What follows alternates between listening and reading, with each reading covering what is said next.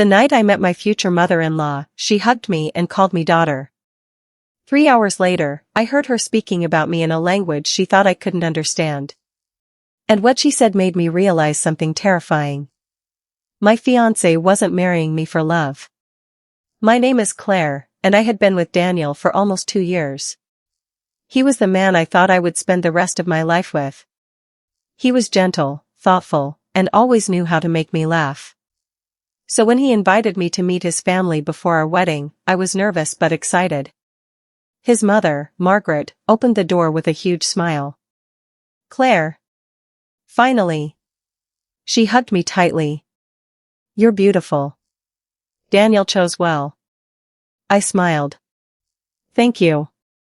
It's wonderful to finally meet you." Dinner was perfect. Almost too perfect. Margaret asked about my career, my family, my apartment, and even my future plans. At first, I thought she was simply trying to know me better. Then she asked something strange. "Claire, do you speak any other languages?" I hesitated. "A little Korean. My grandmother taught me when I was young." Margaret smiled. "Oh, that's lovely." She didn't ask anything else. Later that evening, Daniel stepped outside to answer a phone call. I stayed inside with Margaret. Then her phone rang. She walked into the kitchen. A moment later, she started speaking Korean. I immediately understood every word. I quietly stood near the hallway. Margaret laughed. "She has no idea what we're planning." My heart began pounding. Another woman spoke through the phone. Margaret continued. "Daniel is completely blinded by her." Then came the sentence that made my blood run cold. "Once they're married, everything will be under our control." I couldn't move. The other woman said something. Margaret laughed again. "Of course she thinks Daniel loves her." Then she lowered her voice. "She has savings, property, and no debt. She's exactly what this family needs."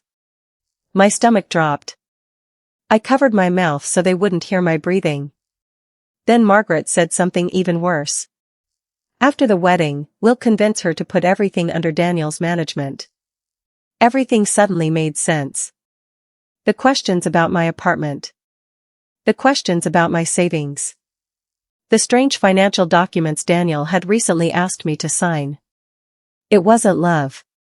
It was a plan. And they thought I was standing there completely clueless.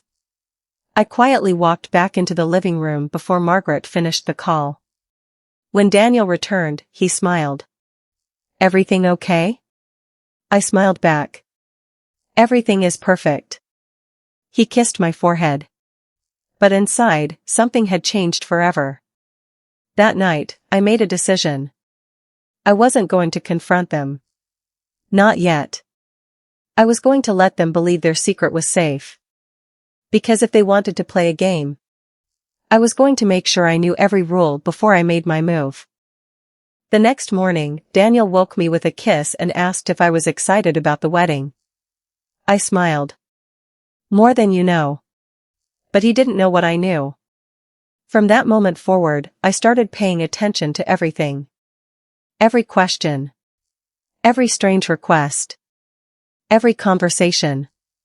And suddenly, things that once seemed innocent started looking completely different. A few days later, Daniel asked me about my savings. "How much do you actually have put away?" I laughed. "Why?" "I'm just planning our future." I smiled. "Our future?" "Yeah. Once we're married, everything should be together." I looked at him carefully. "Everything?" He nodded. "Of course." I didn't argue. Instead, I told him I'd think about it. That same week, Margaret invited me to lunch. She was unusually friendly. She ordered my favorite dessert without asking. Then she leaned forward. "Marriage requires complete trust." I agree. And couples shouldn't keep financial secrets. I smiled. They shouldn't. She paused. "So, roughly, how much money do you have saved?" I nearly laughed. Instead, I took a sip of water. I've never really counted. Her smile disappeared for half a second. Then it returned. Oh, that's wise. It wasn't. She was disappointed. That evening, Daniel brought me documents. Just some wedding paperwork. I looked through them. One section gave him significant control over financial decisions. I looked up. What is this? He immediately became defensive. It's nothing serious. Then why does it give you financial authority? His expression changed. Claire, you're overthinking everything. I quietly put the papers down. Maybe. But I wasn't overthinking. I was investigating. I contacted a lawyer and had the documents reviewed. Then I checked something else. Daniel's family's financial situation. And that's when the truth became much darker. His parents' business had been struggling for months. They had large debts. Their property was heavily financed. Several investments had failed. And suddenly, my savings weren't just attractive to them. They were necessary.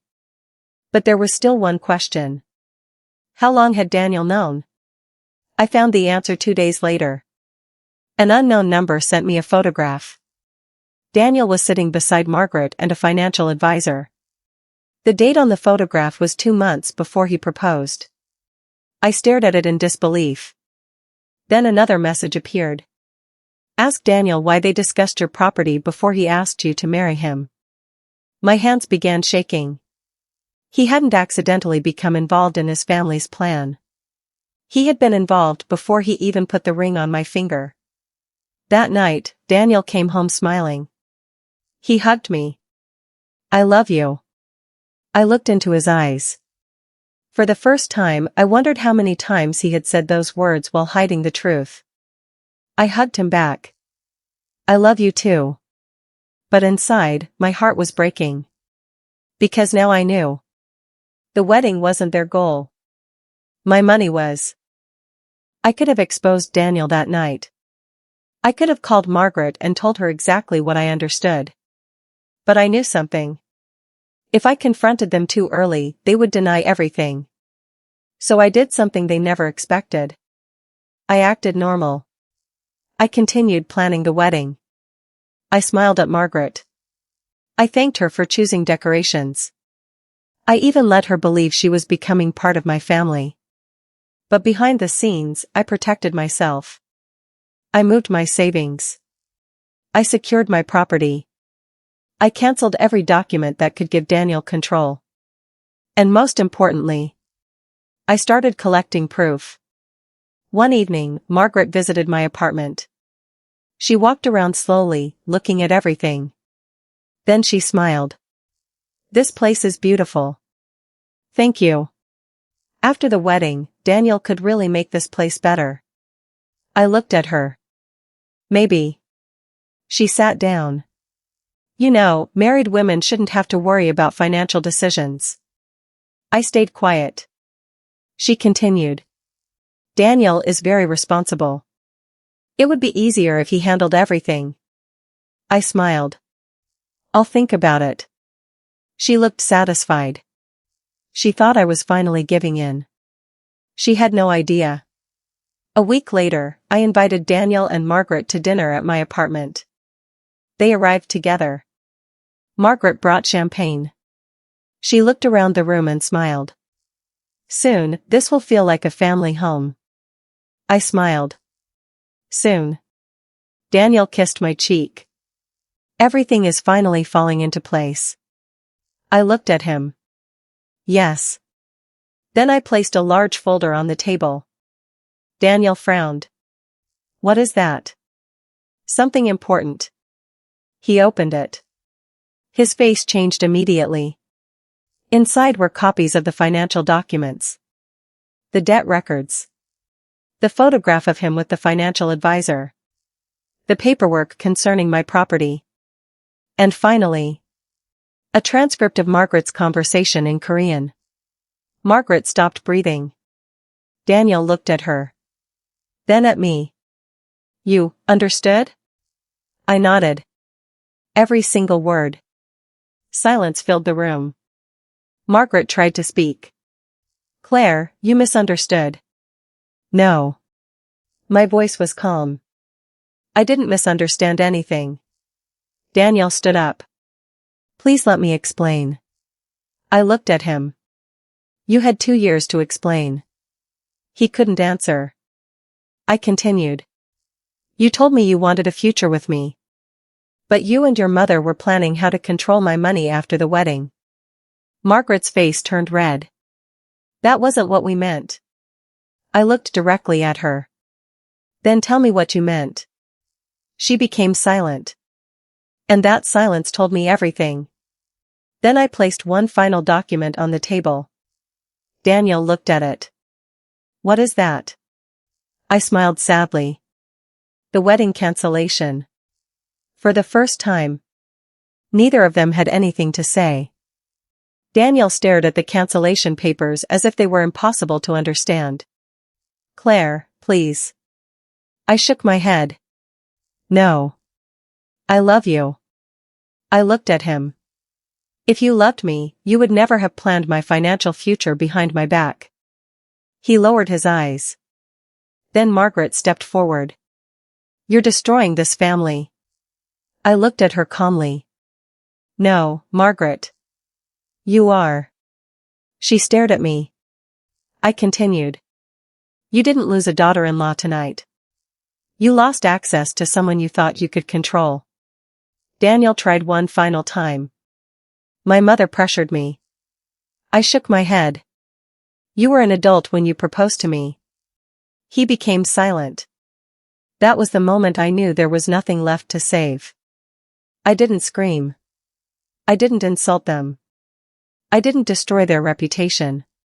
I simply walked away. And somehow, that hurt them more than anything I could have done. The wedding was cancelled. My money stayed mine. My apartment stayed mine. And their financial problems remained their responsibility. A few months later, Daniel contacted me. He apologized. He told me he had finally realized how much his mother had influenced his life. He said he had made the biggest mistake of his life. I believed that he was sorry. But I didn't go back. Because forgiveness doesn't mean returning to the same situation that broke you. Sometimes forgiveness means letting someone go without carrying hatred for them. As for Margaret, I never heard from her again. But I sometimes think about that first night. She thought speaking Korean gave her power. She thought I was standing nearby completely unaware. She thought she could decide my future before I even knew there was a plan. She was wrong. Because she forgot one thing. I was listening. And while they were planning how to control my future, I was quietly taking it back. That experience taught me something I will never forget. People can lie to your face. They can smile while making plans against you. They can call you family while secretly treating you like an opportunity. But sooner or later, the truth finds a way out. And when it does, you don't always need revenge. Sometimes the strongest revenge is simply walking away with your dignity, your freedom, and everything they thought they could take from you. I didn't destroy Daniel's family. I didn't need to. I simply refused to let them destroy mine. And that family was me.